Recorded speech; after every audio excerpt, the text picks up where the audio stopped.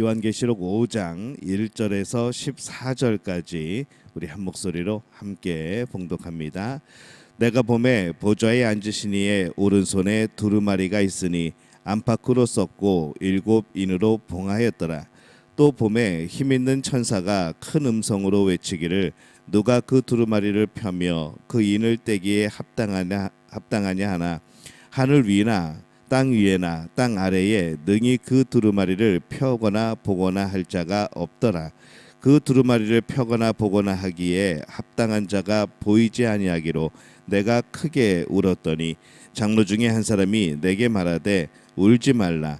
유대 지파의 사자 다윗의 뿌리가 이겼으니 그 두루마리와 그 7인을 떼시리라 하더라. 내가 또 보니 보좌와 내 생물과 장로들 사이에 한 어린 양이 서 있는데 일찍이 죽임을 당한 것 같더라. 그에게 7뿔과 7눈이 있으니 이 눈들은 온 땅에 보내심을 받은 하나님의 7영이더라. 그 어린 양이 나와서 보좌에 앉으신 이의 오른손에서 두루마리를 취하시니라.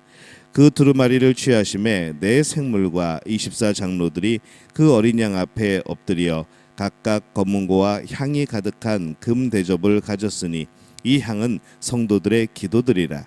그들이 새 노래를 불러 이르되 두루마리를 가지시고 그 인봉을 떼기에 합당하시도다. 일찍이 죽임을 당하사 각 족속과 방언과 백성과 나라 가운데에서 사람들을 피로 사서 하나님께 드리시고 그들로 우리 하나님 앞에서 나라와 제사장들을 삼으셨으니 그들이 땅에서 왕노릇 하리로다 하더라. 내가 또 보고 들음에 보좌와 생물들과 장로들을 둘러선 많은 천사의 음성이 있으니 그 수가 만만이요 천천이라. 그 큰 음성으로 이르되 죽임을 당하신 어린 양은 능력과 부와 지혜와 힘과 존귀와 영광과 찬송을 받으시기에 합당하도다 하더라. 내가 또 들으니 하늘 위에와 땅 위에와 땅 아래와 바다 위에와 또 그 가운데 모든 피조물이 이르되 보좌에 앉으신 이와 어린 양에게 찬송과 존귀와 영광과 권능을 세세토록 돌릴지어다 하니 내 생물이 이르되 아멘하고 장로들은 엎드려 경배하더라. 아멘. 할렐루야. 하나님의 은혜가 오늘 새벽에 하루의 첫 시간을 주 앞에 드리는 우리 믿음의 가족들에게 함께 하시기를 예수님의 이름으로 축원합니다. 오늘 말씀은 봉인된 두루마리 또 그것을 받으시는 어린 양에 대한 그런 말씀이 기록이 되어 있습니다. 우리 4장에서 하늘 보좌에 계시는 우리는 하나님을 우리가 보았습니다. 요한계시록에서 표현하는 이 보좌에 계신 하나님을 우리가 함께 말씀을 나눴고 이 세상은 로마 황제가 통치하는 것이 아니라 하늘 보좌에 앉아 계신 하나님이 통치하신다는 것을 또 함께 말씀을 나누었죠. 이제 5장에서는 이 하늘 보좌에 앉아 계신 이 하나님의 통치하시는 목적 또 하나님의 뜻에 대한 그런 말씀이 기록이 되어 있습니다. 오늘 1절 말씀에 보면은 내가 보매 보좌에 앉으신 이의 오른손에 두루마리가 있으니 안팎으로 썼고 7인으로 봉하였더라 이렇게 말씀을 합니다. 이 하나님의 손에 두루마리가 있다고 말씀을 합니다. 오른손은 그분의 권능을 상징을 하죠. 이 하나님께서 권능으로 다스리시는 내용이 담긴 책이 하나님의 손에 있음을 지금 말씀하고 있습니다. 그런데 그 책이 7인으로 봉해져 있습니다. 이렇게 인으로 봉하는 이유는 그 문서가 정말로 중요한 경우에 또 위조가 될 만한 그런 위험이 있는 경우에 또 그런 문화적인 또 그런 배경이 있죠. 봉하여 있지 않으면은 아무나 읽을 수 있지만은 그것이 봉하여져 있으면은 해당 권위를 가진 수신자만이 그것을 읽을 수가 있는 겁니다. 이 하나님의 통치 내용이 담긴 책이 지금 잠겨져 있습니다. 그 권위 있는 책을 누가 열어볼 권리를 가지고 있을까 생각해 보면은 오늘 3절에 이렇게 말씀을 합니다. 하늘 위에나 땅 아래에 능히 그 두루마리를 펴거나 보거나 할 자가 없더라 이렇게 말씀을 합니다. 이 권능의 하나님의 뜻, 그 목적을 감히 펼쳐볼 수 있는 존재가 없다라고 말씀을 하죠. 이것을 보면서 이 창조주 하나님과 이 피조물 사이에 얼마나 큰 간격이 있는가, 또 창조주와 이 피조물 사이에 얼마만한 그런 또 거리가 있는가 다시 한번 살펴보게 되어집니다.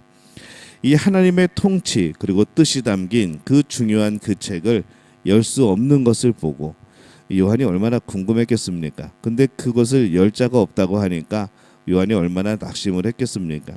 얼마나 낙심이 되었던지 오늘 말씀에는 크게 울었다라고 표현이 되어 있습니다. 그때 기쁜 소식이 전해지죠. 5절에 보면은 장로 중에 한 사람이 내게 말하되 울지 말라. 유대 지파의 사자 다윗의 뿌리가 이겼으니 그 두루마리와 7인을 떼시리라 하더라. 이렇게 말씀을 합니다. 유대 지파의 사자, 이 다윗의 뿌리, 바로 그것이 되신 분이 그것을 뗄 자격이 있다고 말씀을 합니다. 그분은 창조주이시고 또한 이 세상에서 승리하신 분, 이기신 분으로서 하나님의 뜻을 이 땅에 실현하실 수 있는 유일한 분이신 거죠. 그 한 장로의 이야기를 듣고 다시 보니까 그 어린 양이 그들 가운데 선 것이 보입니다. 7절에 보면은 그 어린 양이 나와서 보좌에 앉으신 이의 오른손에서 두루마리를 취하시니라. 어린 양이 보좌 위 하나님으로부터 두루마리를 받습니다. 이 어린 양은 상징적인 언어이죠. 실제로 어린 양이 하나님의 손에서 그 두루마리를 가져간 것이 아니고 이 어린 양은 뜻하는 것이 있는 겁니다. 우리가 유월절 제사를 드릴 때에 바르고 희생 제물인 어린 양을 생각나게 하는 것이죠. 이사야에서는 고난당하는 양으로 표현을 합니다. 하나님의 통치와 그 목적이 담긴 그 뜻이 담긴 책을 받아서 그 책의 내용을 이 땅에 실현하실 유일한 분, 바로 그분은 예수 그리스도입니다. 이 예수 그리스도의 가장 큰 특징으로서 오늘 말씀에는 어린 양이라고 묘사를 하고 있습니다. 이 죄로 가득한 세상과 사람의 죄를 대속하신 예수 그리스도만이 하나님의 구원과 하나님의 심판이라는 목적을 이룰 수 있는 바로 유일한 분이 되어지시는 것이죠. 다른 이들은 어떤 이도 그러한 하나님의 뜻을 받을 권리도 없고 그렇게 행할 능력도 없고 그렇게 허락하신 적도 없습니다. 오직 예수 그리스도만이 그러한 모든 것들을 행할 권리와 힘이 있으신 겁니다. 그래서 하나님께서 예수 그리스도께 그 책을 주셨고 예수님은 그 책을 받으셔서 그 인을 떼시고 그 뜻을 이 땅에 실현시켜 가시는 것이죠. 예수님이 그 책을 받습니다. 8절에 보면은 그 두루마리를 취하심에 네 생물과 24장로들이 그 어린 양 앞에 엎드려 각각 검은 고와 향이 가득한 금 대접을 가졌으니 이 향은 성도의 기도들이라 이렇게 말씀을 합니다. 하늘 보좌 앞에 앉아있던 모든 생물의 대표격이 이 네 생물과 하나님의 백성을 대표하는 24장로가 예수님 앞에 엎드리는 것이죠. 예수님께서 하나님의 뜻을 성취하실 것이기 때문에 이제 그것을 받드는 겁니다. 9절에 보면은 그들이 새 노래를 불러 이르되 두루마리를 가지시고 그 인봉을 떼기에 합당하시도다. 일찍이 죽음을 당하사 각 족속과 방언과 백성과 나라 가운데에서 사람들을 피로 사서 하나님께 드리시고 이렇게 되어 있습니다. 오직 예수님만이 인봉을 떼기에 그 인을 떼기에 합당한데 왜 그런가 하면은 하나님의 구원을 위하여서 친히 죽임을 당하셨고 그래서 믿는 사람들을 피로 사셔서 하나님께 드릴 수 있게 되었기 때문에 이 하나님의 뜻을 이룬 분이시기 때문에 그 인봉을 떼기에 합당하다는 것이죠. 성자 하나님이 어린 양이 되셔서 우리를 구원했습니다. 이것은 우리가 늘 기억해야 되는 이 요한계시록의 중요한 관점이죠. 이 땅의 통치가 로마 황제나 세상이나 돈이나 그것이 아니라 하늘 보좌에 계신 하나님으로부터 온다는 것, 이것을 늘 기억하며 이 요한계시록을 보면은 이 요한계시록이 풀려나가는 겁니다. 또한 이 땅을 살아가는 우리는 비참한 존재가 아니라 귀한 존재라는 것이죠. 상상할 수 없는 사랑을 받는 존재, 우리를 위하여서 하나님께서 독생자를 보내셔서 어린 양이 되게 하신 그렇게 귀히 여기시는 존재가 바로 우리들이라는 것을 오늘 말씀을 합니다. 독생자 아들이 이 땅에 오셔서 어린 양이 되십니다. 이 그냥 넘어갈 수 없는 감격이고 사랑이고 증거인 것이죠. 우리의 환경이 비참한 것은 우리의 존재가 보잘것없다는 것을 말하는 것이 아닙니다. 예수님도 어린 양으로 오셔서 이 땅을 살아가셨습니다. 그 결국 죽임을 당하셨죠. 우리의 삶이 어린 양의 모습까지는 아니지 않겠습니까? 그러니까 우리가 삶에 대해서 그렇게 불평할 필요가 없습니다. 불평하느라고 인생을 낭비하거나 소비하지 말고 어린 양을 통하여 드러내시는 하나님의 통치, 또 하나님의 목적과 뜻을 우리는 늘 기억하고 생각해야 됩니다. 구원과 심판을 깨닫게 하기 위해서 힘을 다해야 하는 것이죠. 이것을 생각하게 될 때에 우리는 자연스럽게 하나님을 찬양할 수밖에 없습니다. 하나님을 예배하고 하나님 앞에 엎드릴 수밖에 없는 것이죠. 13절 말씀에 보면은 내가 또 들으니 하늘 위에와 땅 위에와 땅 아래와 바다 위에와 또 그 가운데 모든 피조물이 이르되 보좌에 앉으신 이와 어린 양에게 찬송과 존귀와 영광과 권능을 세세토록 돌릴지어다 하니 이렇게 말씀을 합니다. 보좌에 앉으신 이와 이 땅에 어린 양으로 오신 이에게 감사의 눈물을 흘리며 정말로 경외하는 마음으로 존귀와 영광과 권능을 영원토록 돌리는 모습, 이것이 천국의 모습이라는 것이죠.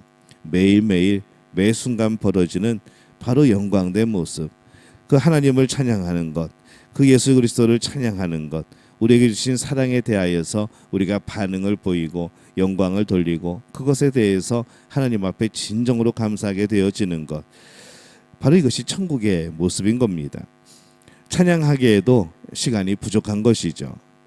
찬양하기에도 입술이 부족한 겁니다.